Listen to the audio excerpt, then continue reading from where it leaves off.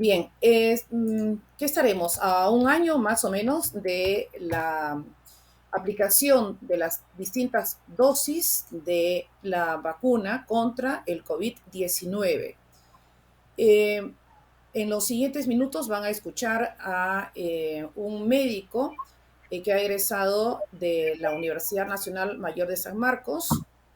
Tiene estudios de pregrado en medicina y posgrado en medicina interna en esta universidad. Ha sido profesor principal de la Universidad Nacional Mayor de San Marcos desde el año 1988 y debido a sus múltiples, digamos, investigaciones, intereses, ha sido representante, para citar solamente uno de los cargos, representante del Perú en el Comité de SIDA de la Asociación Panamericana de Infectología y miembro del Comité de Expertos Interinstitucionales del VIH-Sida del MINSA. Estoy hablando del doctor Raúl Salazar Castro. Primero, una pandemia, doctor Salazar, muy buenas noches. Una Buenas pandemia noches. por definición, buenas noches. Una pandemia por definición, ¿cuánto tiempo dura? Y número dos, ¿por qué tenemos que firmar?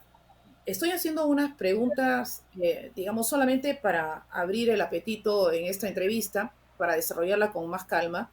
¿Por qué si la vacuna, si las vacunas en general de los distintos laboratorios son tan buenas, por qué estamos firmando todos, me imagino que usted también al recibirla, tenemos que firmar algo así como cuando compramos o cuando tenemos que ir a una institución bancaria y hay unas letras pequeñitas y uno tiene que necesariamente poner sí, acepto todos los términos que indique el banco, aun cuando en el camino puedan haber variaciones. Es decir, me someto a todas las consecuencias que se deriven de la aplicación de las vacunas.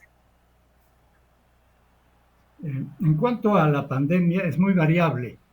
El hecho es que depende del agente etiológico que esté causando, que puede controlarse en un periodo relativamente corto, pero generalmente son años los que suele pasar, dependiendo mucho de la forma como uno enfrente esta pandemia. Y en cuanto al por qué se firma, evidentemente en ciertas situaciones está bien establecido. Ejemplo, una intervención quirúrgica, uno tiene que autorizar, hay que firmar para poder dar, digamos, el asentimiento de esa intervención quirúrgica. Por lo tanto, aparentemente no habría mayor problema.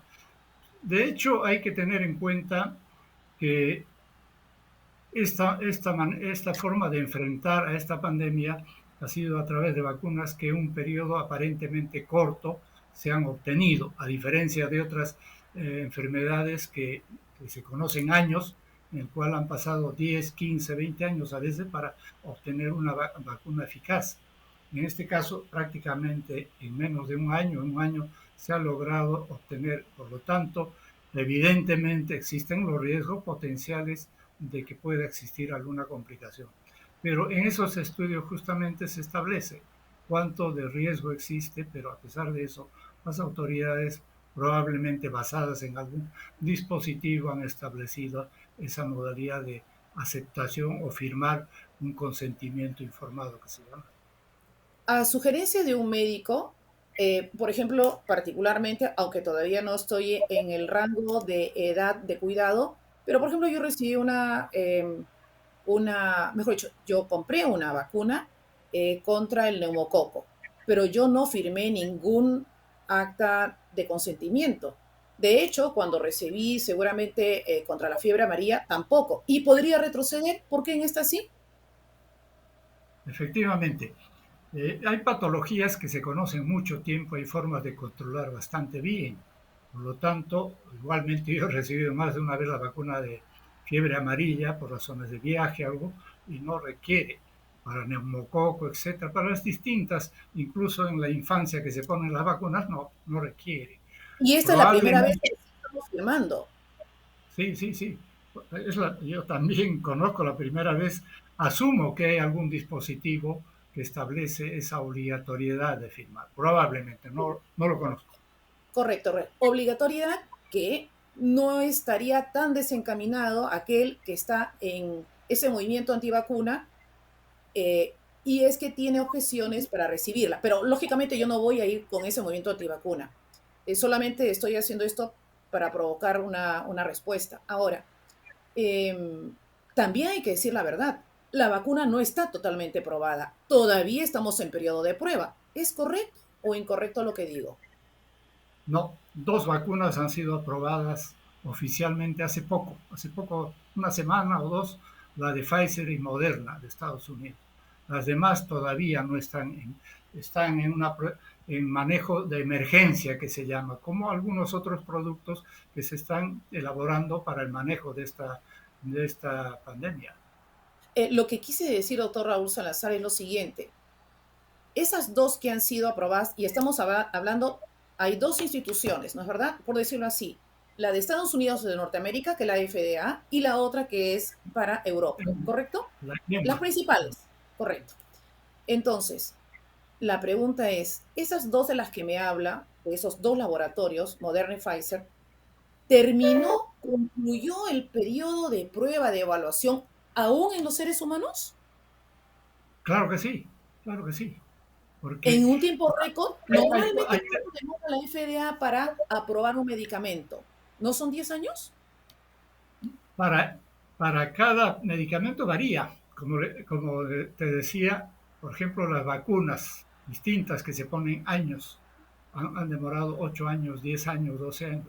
La diferencia estriba de que en este caso, esta infección, que es una pandemia, empezó en el año 2004 o 2003, con la otra que se llama la SARS-CoV, que es el síndrome respiratorio agudo severo, que se vio en la zona del Asia en el año 2003.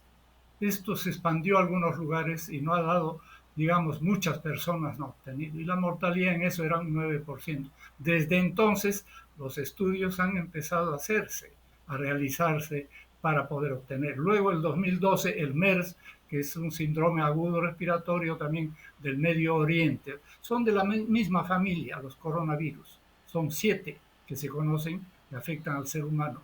4 que son muy comunes y son prácticamente manifestaciones muy leves. El ejemplo concreto es el resfriado común, es un coronavirus que se describió en el año 1960. Por lo tanto, estos son de la misma familia, totalmente. En cambio, y dos de los que acabo de mencionar, como es el MERS y el SARS-CoV, esos son, digamos, formas mucho más severas, incluso con mortalidad, en el caso de MERS del Medio Oriente, con 30% de mortalidad. En cambio, esta, que es el SARS-CoV-2, que es la que causa esta pandemia, la mortalidad está entre 0,9 a 1,2%. Por lo tanto, la mortalidad es baja. Lo que pasa, se ha diseminado en todo el mundo esta infección. Por lo tanto, tenemos pues un número importante, pero desde el punto de vista de porcentaje, indudablemente hay una diferencia.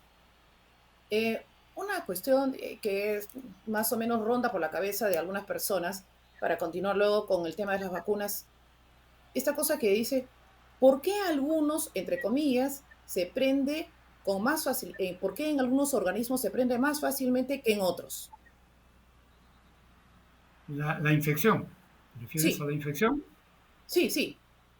De hecho, en las personas, sobre todo aquellos que hacen síntomas de formas moderadas, incluso severas, son personas mayores, cuya inmunidad con el tiempo va disminuyendo. En general, eso es. Luego los inmunocomprometidos, caso pacientes con VIH-Sida, pacientes que reciben quimioterapia, pacientes que son trasplantados o que tienen comorbilidades, diabetes, hipertensión, problemas cardiovasculares, problemas renales crónicos. Es decir, son comorbilidades que atentan con el estado inmunológico de la persona, por consiguiente, la agresividad se hace mucho más evidente en estas personas. Por eso la mortalidad, como hemos ido observando durante todo este tiempo, ha sido mucho mayor en personas mayores y más aún con aquellas comorbilidades. Son casos muy marginales de pacientes que tienen algún cuadro de fondo y que se han logrado salvar o que no ha mellado o que no han hecho, digamos, todo el cuadro infeccioso. De hecho, hay personas, evidentemente un número muy bajo, que han superado totalmente, totalmente han superado. Hay personas que han estado incluso meses hospitalizados, muchos de ellos en la unidad de cuidados intensivos, personas incluso que tenían más de 100 años han superado. Pero esa es una minoría, la verdad. A Correcto. diferencia de Muy gente marginal. más joven, que sí, su estado inmunológico está en una condición más adecuada, ¿no? Correcto. Ahora, vayamos al tema de las vacunas. Si cuando uno ingresa a Estados Unidos, lo sabrán algunas personas que han tenido o han podido viajar o han tenido que viajar o por familiares o referencias de amigos, las vacunas chinas no están en la lista de las vacunas, digamos, aceptadas de personas que vayan a ingresar al territorio estadounidense. Entonces, algunos piensan que hay razones políticas, que sencillamente todo lo que provenga de China, más allá de la idoneidad de la vacuna. Pero hay quienes piensan que tratándose de los estadounidenses, ellos solamente todo aceptan o aprobarán, porque hay una clara, el FDA, pues, digamos, no será un brazo político, pero hay una clara presencia de todo lo que se ha hecho, pues, Made in USA, ¿no? ¿Cuál es su opinión? De hecho, que son dos entidades a nivel mundial las que que dan una aprobación con garantía, que son la FDA de Estados Unidos y la EMA de Europa. Pero en el caso, por ejemplo, particularmente que mencionas de la China, ellos lograron aprobar en diciembre del año pasado en la China y después no se ha presentado en ningún otro, ni en el EMA ni en el FDA. Pueden ser cuestiones ya políticas del manejo de ellos, porque asumo, si ellos envían todo lo que corresponde para que sean evaluados, o sea, en la EMA o en la FDA, probablemente tendrían que actuar correctamente, no creo que eluda. De hecho, uno no puede descartar que haya una cuestión política, no se puede descartar, pero probablemente por razones que ellos consideran. E incluso en esas condiciones se ha estado aplicando y se aplican en muchos países en los cuales cuando ingresa un producto, de todas maneras la institución correspondiente, cada país aprueba. El caso de nuestro país, el Instituto Nacional de Salud se encarga de eso, ¿no? No es porque ya se aprobó la FDA, de frente se comercializa. Tiene que ser Correcto. aprobado por el Instituto Nacional de Salud, que usualmente demora mucho tiempo, pero en esta oportunidad han tenido que acelerar. De tal manera, considero que debe haber esa situación por un lado y por otro la cuestión política también es posible. Correcto. Y la última pregunta es esta. Em, al día de hoy, porque la información va cambiando y modificando de acuerdo al conocimiento, a la experiencia y a los casos reportados. En este momento estamos hablando de las vacunas. Em, ¿Cuál es la diferencia entre las mismas? Naturalmente, ¿cuál es la diferencia? Pregunto, de los laboratorios. ¿Cómo están trabajando las vacunas? De una manera así, muy resumida, por favor. Evidentemente, a pesar de las observaciones y gente que se opone a ser vacunados y que incluso hacen campañas para que otras personas no se vacunen, suelen hacer pensando que no son serias. Las investigaciones en distintos lugares se hacen en forma muy seria, incluso acá por experiencia personal, porque yo he dirigido como investigador principal más de 30 estudios, tres de ellos de los Institutos Nacionales de Salud de Estados Unidos. Por lo tanto, el trabajo es muy riguroso, los controles son estrictos, difícilmente puede suceder. Ha habido más de un caso en el cual se ha probado algo que no era eficaz o que no tuviera el efecto correspondiente, pero en general trabajos en todos sitios son bastante rigurosos y confiables. Es difícil que gente importante en el campo de la ciencia y de la investigación sobre todo actúen de una manera irresponsable. Considero que es sumamente, por lo tanto, el beneficio de cada una de estas es evidente. Se requiere solo un 50%, se acepta, de eficacia, pero vemos, por ejemplo, el caso de Pfizer, que tiene 95%, Moderna 94%, la Sputnik 5 de Rusia 91% de eficacia, el Johnson Johnson tiene 72%, por ejemplo, AstraZeneca 82%, y la de la China que ha llegado acá y que se está aplicando, y en principio incluso se aplicaron la mayor parte de los médicos, esa tiene un 78% de eficacia, por lo menos lo que refiere el gobierno chino, ¿no? O sea que no sabemos si eso efectivamente se lo tenemos que aceptar, a pesar de que ha habido algunos aparentemente estudios que han demostrado un beneficio incluso mayor, pero oficialmente lo que se sabe es 78% del Sinopharm de eficacia, ¿no? Pfizer ha trabajado, con qué forma, cómo ha trabajado la vacuna, por favor? Es la primera vacuna que sale con el ARN, o sea, un nucleócido que es el ácido ribonucleico mensajero.